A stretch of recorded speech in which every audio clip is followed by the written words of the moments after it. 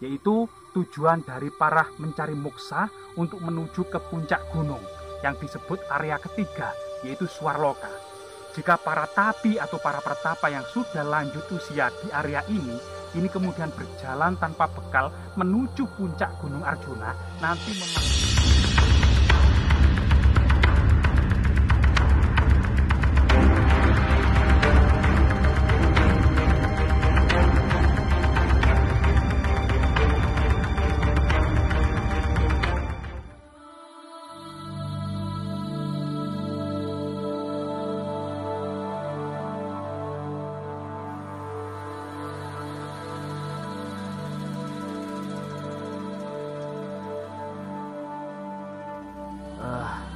masih melakukan perjalanan ya. Kurang lebih tadi beberapa jam ya. Kita dari bawah tadi itu sekitar jam 9 ya. 9 naik. Nah, sudah sampai di Yang Semar ya. Apa Kang? Berapa lah?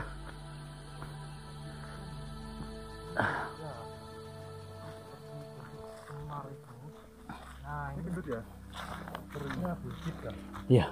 Iya. Ini seperti yang di bawah tadi yang ya? Iya persis. Kalau di bawah tadi kan tidak buncit, tapi ini lebih buncit ini. Ini kan ini ada cekungan di sini, mungkin pusarnya ya. Kamera kebatannya, apa nek?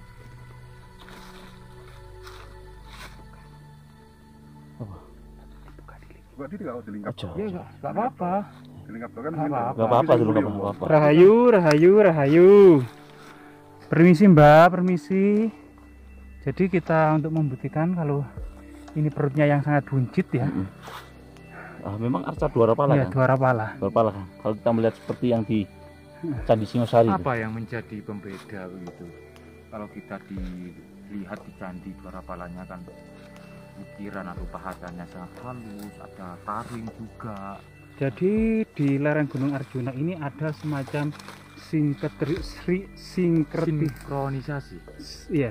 sinkretisme atau perpaduan antara kebudayaan lokal prasejarah atau yang disebut Pak Agus Sunyoto itu kapitayan atau kabuyutan gitu ya, itu dengan pengaruh Hindu-Buddha. Jadi percampuran antara Siwa Siddhanta, Buddha Mahayana dan kabuyutan termasuk kapitayan dan prasejarah kemudian dalam bentuk sebuah arca, sehingga secara wajah itu adalah mirip arca prasejarah secara bentuk, atau kemungkinan Dwarapala unfinished gitu ya, dari memegang gada, posisi berdiri maupun jongkoknya ini memang masih mengandung unsur-unsur Hindu-Buddha. Namun dalam segi wajah maupun bentuknya secara utuh ini lebih mirip ke arca kabuyutan atau arca prasejarah ya. Jadi memang di lereng Gunung Arjuna ini memang terutama pada masa akhir Majapahit banyak para peneliti, para profesor yang kemudian mengidentifikasi ada semacam percampuran antara kebudayaan lokal prasejarah dengan pengaruh Hindu-Buddha terutama pada masa kerajaan Majapahit. Ini banyak terjadi sinkretisme atau percampuran antara unsur-unsur yang satu dengan unsur-unsur yang lain. Kalau melihat dari wilayahnya kan ya, yang masuk di wilayah Malang ya, apakah ada pengaruh dari kerajaan Singosari di sini? Sebenarnya memang dari segi lokalisasi ya, lereng Gunung Arjuna bagian timur atau bagian selatan timur ini kemudian identik dengan wilayah dekat dengan wilayah Singosari Malang. Namun memang gitu ya, secara inskripsi yang ada di lereng-lereng Gunung Arjuna ini memiliki kemiripan yang sama dengan inskripsi yang ada di lereng Gunung Penanggungan, yaitu bertarikh antara pertengahan Majapahit sampai masa-masa akhir Majapahit. Terutama banyak dibangun perundak pertapaan dan candi-candi itu serta arca-arca itu terutama pada masa Girisa Wardhana atau Brewengker ya, pertengahan abad ke-15 1460 di situ itu rata-rata tarikh dari penemuan angka-angka tahun yang ada di lereng Gunung Arjuna seperti itu. Ini ada. Ayo Sobat Cakra Panorama dan Bari Kecil, ternyata ya sebelum masuk ke sebuah bangunan altar atau candi percandian itu kita disambut dengan arca Dwarapala yang berjajar di samping kanan kiri jalan ya teman-teman ya, seperti ini. Nah di kiri saya coba kita ke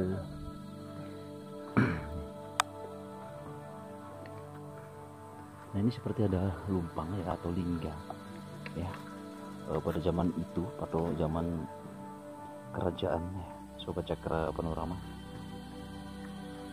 Ini batu utuh yang dipahat. Oke, coba kita ke teman-teman ya, untuk ke tempat ini yang disebut Mangkutoromo ya, Mangkutoromo.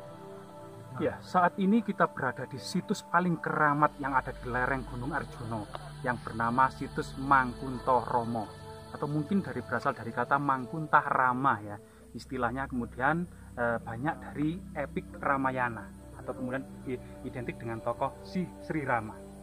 Secara artefaktual, situs ini berbentuk punden berundak-undak dengan ciri karesian. Diduga memang ada kebangkitan kembali pada masa Majapahit, terutama pada masa akhir gitu ya, tentang pemujaan era prasejarah atau juga disebut juga kapitayan atau kabuyutan, di mana kemudian kita tidak mendapati linggayoni maupun arca-arca yang bersifat panteon agama Buddha, melainkan sebuah arca-arca Dwarapala yang memiliki sosok menyerupai arca prasejarah dengan wajah yang menyeramkan seperti sosok-sosok raksasa. Situs Mangkutoromo ini sudah merupakan area tengah yang merupakan yang dikenal dengan area luar loka. Dalam filosofinya, jika kita melihat dan mengacas dari segi artefaktual lereng Gunung Arjuna ini, sekitar situs Abhyasa yang ada petirtaan Dewi Kunti atau Sendang Dewi Kunti, diduga di situ adalah area petirtaan. Karena ciri khas dari kaki Gunung Suci atau Burloka itu ada area pencucian jiwa sebelum memasuki area dan tahapan yang kedua, yaitu area yang saat ini, yaitu Buarloka. Dalam tradisi kuno, area Buarloka ini memiliki ciri pemujaan, persajian, kemudian kadewa guruan, termasuk asrama-asrama. Adanya umpak-umpak batu ini diduga menopang pilar-pilar kayu, yang di situ adalah mandapa-mandapa, asrama-asrama, tempat mencari ilmu, dan para maharesi, mahapertapa, mahayogi mengajarkan dharma kepada santri atau murid-muridnya, ya. Karena santri berasal dari kata cantrik ya atau sastri, yaitu murid agama Buddha. Tapi di sini kita akan mendapati sebuah jejak teras berundak-undak. Bagian atas ujungnya, jangan salah, yang menyerupai nisan merupakan altar yang bersifat gunung, yaitu tujuan dari para mencari moksa untuk menuju ke puncak gunung yang disebut area ketiga, yaitu Swarloka.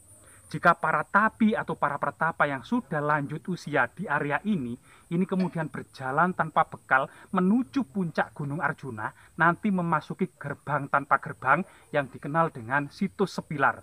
Itulah kemudian para pertapa tua kemudian tanpa bekal sedikit pun menuju dan berjalan melakukan tirta yatra, dharma yatra, dan mengitari puncak Gunung Arjuna yang dikenal dengan Pradaksinapata, guna mencari muksa atau ajal pun menjemput. Muksa pada waktu itu sendiri merupakan penyatuan jiwa, yaitu arwah, dengan jatuhan yang maha kuasa agar terbebas dari rantai reinkarnasi.